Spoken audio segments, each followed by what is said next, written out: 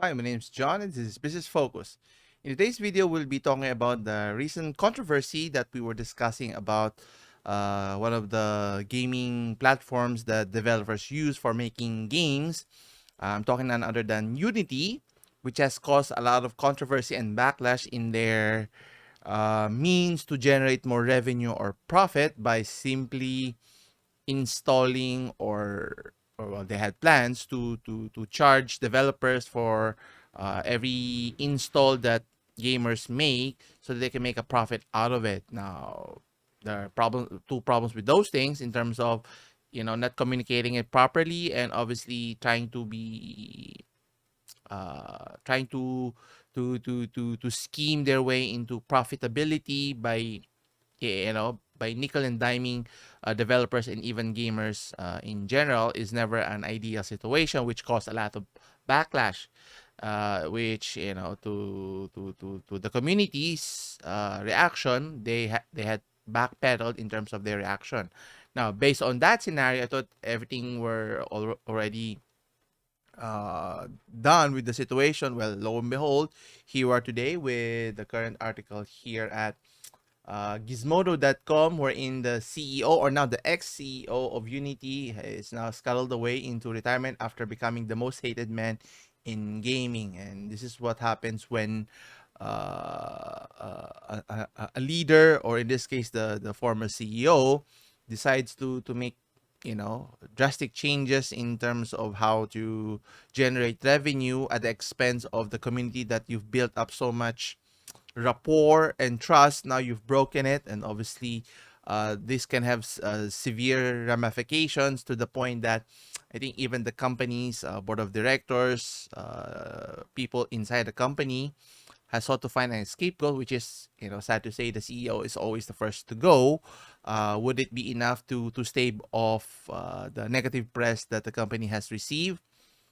Only time can tell, but obviously the damage has been done, similar to how CD Projekt Red has tarnished its image in terms of how it dealt with the release of a previous game of Cyberpunk 2077, even though they were riding a high in terms of popularity and prestige since the popularity of the Witcher series in the past.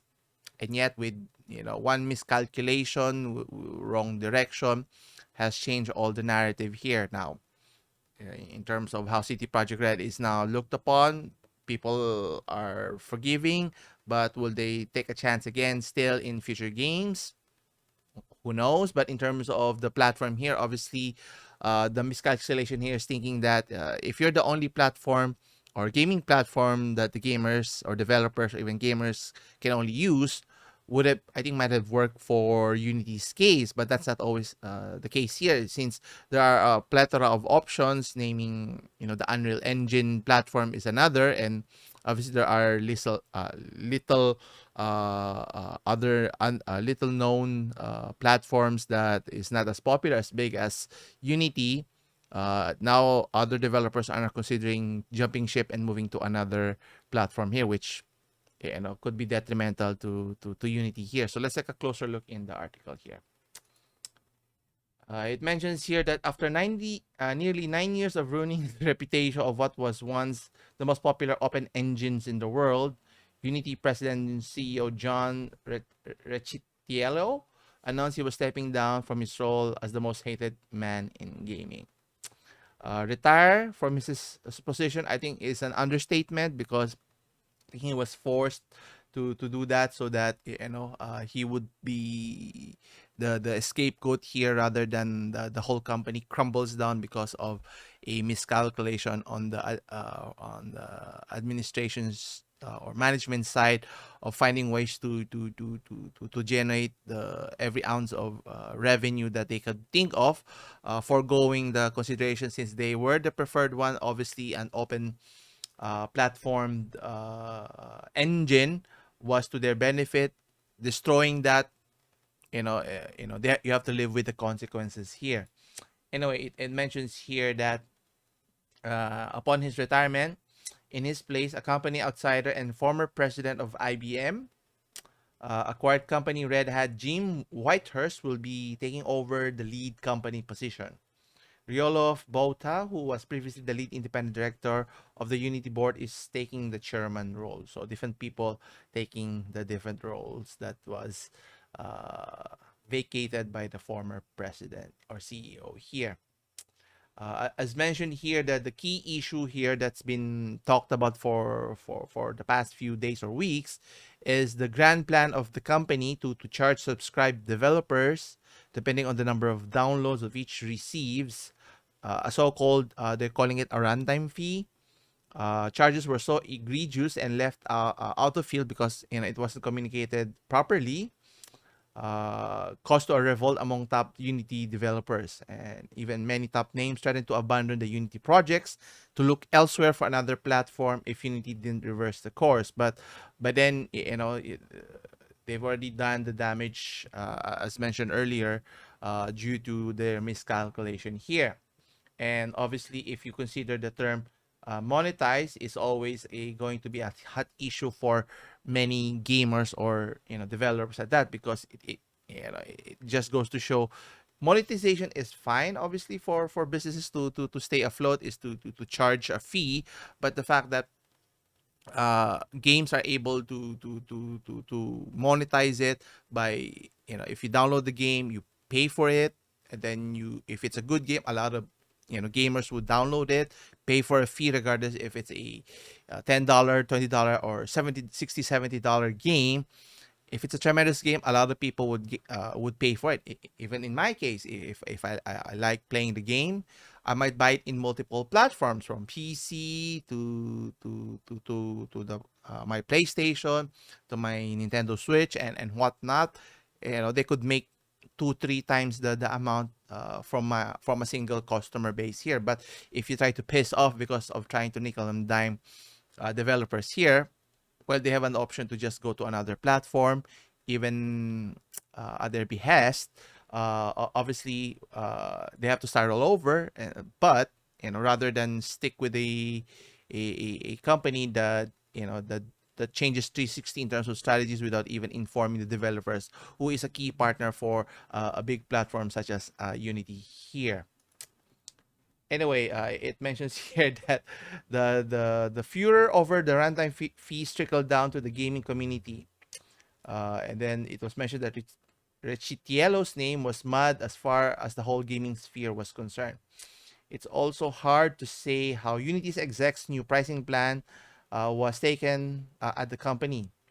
To the point that it was mentioned here that San Francisco's police said that one of Unity's employee made a credible death threat toward his employer, though that staff member didn't work at the company's California's headquarters. Now, obviously, you don't want to get things out of hand. You can complain by raising your voice, making a statement, or in this case, don't support the platform if that's the case, and that would hurt the company to the point that Unity, the company, decided to let go or find an scapegoat. In this case, the CEO has mentioned for making such a terrible decision, and after making that bold statement, they backpedaled after just a few days of receiving severe backlash from the gaming community here, that they are going to change into a more amenable solution. But by then, the trust has already been lost.